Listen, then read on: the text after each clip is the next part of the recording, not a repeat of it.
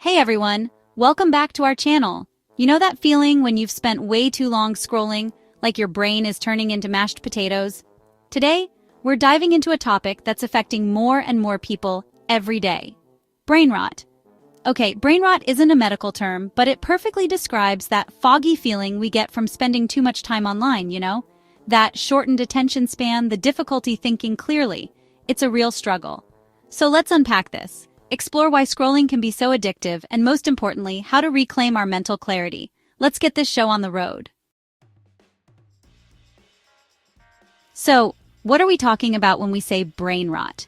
We're talking about the impact of excessive internet use on our ability to think, focus, and basically function at our best. It's like our brains get stuck in this endless loop of scrolling and liking, and it can be really tough to break free. The internet is amazing, don't get me wrong. But the constant stream of information, the notifications, the pressure to keep up with everything, it can be totally overwhelming for our brains. And when we're constantly bombarded with stimuli, it becomes harder to focus, to engage deeply, to think critically. We're basically training our brains to crave quick hits of information and instant gratification, and that can have some not-so-great consequences for our cognitive abilities.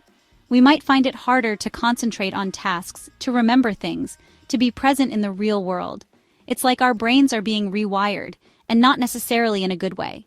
But the good news is, we can fight back. Our brains are wired to seek pleasure and avoid pain, right? Well, scrolling taps into that wiring perfectly. Every time we see a notification, get a like, or watch a funny video, our brain releases dopamine, that feel-good chemical. And dopamine is great in small doses, but when we're constantly chasing that dopamine rush through scrolling, it can create a cycle of addiction. We start to crave those quick hits of pleasure, and we need more and more to feel satisfied. Plus, let's not forget about cortisol, the stress hormone. When we see something upsetting or anxiety-provoking online, like, the entire internet, our bodies release cortisol, and that cortisol spike can actually make us crave more scrolling, as a way to distract ourselves from those negative feelings. It's a vicious cycle. So, how do you know if you're experiencing brain rot? Well, if you find yourself constantly checking your phone, even when there's nothing to check, that's a pretty good sign. And if your attention span is so short that you can't even make it through a whole YouTube video, even this one, yeah, that might be another red flag. Do you struggle to remember things, to focus on tasks, to have a conversation without getting distracted by your phone?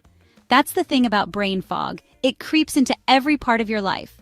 If you're feeling burnt out, overwhelmed, and constantly exhausted, it might be time to step away from the screen and give your brain a break. Here's the thing, guys. Brain rot isn't just about spending too much time online. It can also be a symptom of deeper mental health struggles. If we're feeling stressed, anxious, or burnt out, we might turn to our phones as a way to escape or numb those feelings. It's like self-medication, but instead of pills, it's endless scrolling. And while scrolling might provide temporary relief, it doesn't address the root of the problem. In fact, it can often make things worse by isolating us, disrupting our sleep, and feeding those negative thought patterns. So, if you're struggling with brain rot, it's important to address any underlying mental health concerns.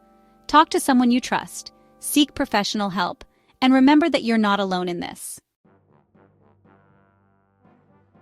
Now, for the good news, we can absolutely combat brain rot and reclaim our mental clarity. It's not about giving up technology altogether, but about creating a healthier relationship with it. First things first, set some boundaries. Designate screen-free time each day, maybe during meals or an hour before bed. Your brain and your sleep cycle will thank you.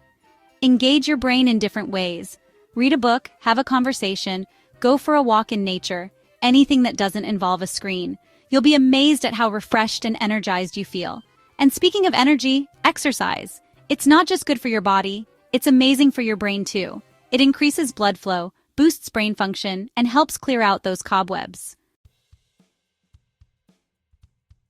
So, we've talked about what brain rot is, why it happens, and how it's impacting us.